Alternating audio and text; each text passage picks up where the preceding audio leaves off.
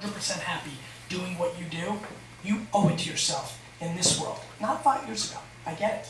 Did it make sense? You need to borrow 50,000 bucks and do this and that and this. But in this world, you owe it to yourself to create a platform, a content-based business around what you love the most, because if you're not 100% happy, it is time to put down the Nintendo Wii controller. It is time to stop doing Mad Men marathons. You don't need to watch 4 episodes of Gossip Girl back to back on DVR. You've got to do something for yourself. I've always been fascinated by why I did this. I still don't know. I, even at 5 years old, would run the second grandparents came to the playground. I would stop playing and go sit right next to them and just fire away questions. I used to think in my teens, when I would think about this, that I loved history. It was the only, history basically is the only reason I was able to get through high school. You know, by far the thing that raised my average enough to get by. So I used to ask them questions about like the Kennedy assassination and the Apollo and the landing. And this. I would ask them cultural, big, moments in time questions, because my family wasn't born here and I didn't have that reference point. My mom could tell me about when Khrushchev took off his shoe and pounded the table, but I didn't know about the US stuff. And so I was absolutely fascinated by that. And I was like, why do I love, what? I thought it was history. But the more and more as I've gotten older, I realized, I don't know if it's old soul or what it is, but I would sit with these 89-year-olds. I promise you, anybody outside of people that work in nursing homes have not spent more time with 80, 90-year-old strangers than I have. I do it to this day. To this day, at the airport, I'll sit down next to somebody who looks, 90, 95. I'm in. If you look like 100, you're my person. I'm sitting down and asking questions and conversating. These are the people that have played our game. They played it. They're there. They played our game. This game. The world. And what I know about them is this. Not one of them has ever told me they wish they made more money. Not one.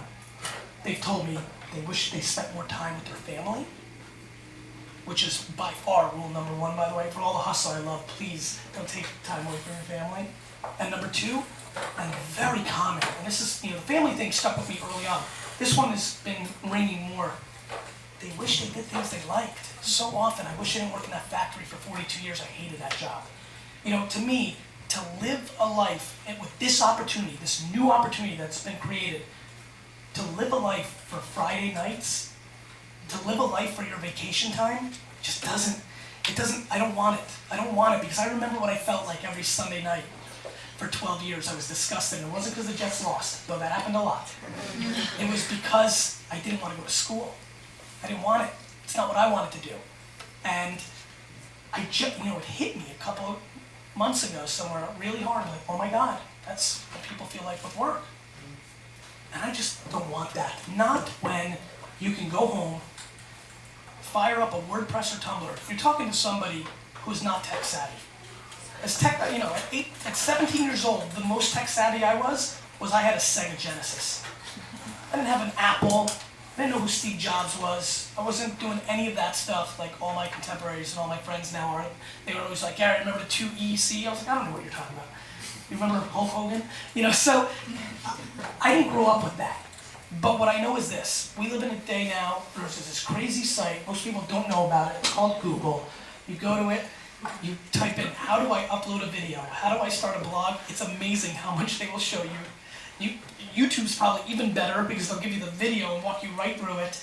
We've got these free platforms like Tumblr and WordPress and the 6 Apart products. You start a blog, you decide who you are. You need to own your DNA. It's not about being extroverted or being over the top. Everybody thinks, they're like, yeah, Gary, you're successful though because you're like, you're so charismatic and over the top and so handsome. And you're like, that's not me. And I'm like, listen, it's not about that. There's plenty of people writing blogs that are massively introverted and doing extremely well because content is king. But you've got to go out in the community. See, where everybody got mixed up, they thought Wine Library TV was winning. It took me 30 minutes to do Wine Library TV. One take and I'm out. Authentic, real, no editing, out. We're almost at episode 800. We use iMovie. Nothing fancy. No lighting, no mic, one take, iMovie. Kidding me? iMovie. No editing. We upload it. What happened Next was everything. I spent 12, 14 hours a day in wine forums and wine blogs. It was February '06. No Twitter. And Facebook was still a college play. I didn't want to be the creepy guy peddling wine on the kids. So I had to use wine forums and wine blogs, and I became part of the community. Now with so many more platforms, so many more eyeballs. I mean, in this year, in this calendar year, Twitter had 1 million users. Now they've got 70. Things happen quick. Facebook's registering 1.5 million users a day. A day. These are not small numbers.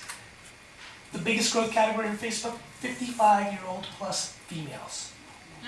Biggest growth. The group that nobody thought would be there, right? Culture shifts. You want to see pictures of your grandkids? You need a Facebook account. Things change. No more trash out the window. No more every employee smoking cigarettes. Things change. And in those changes, create opportunities.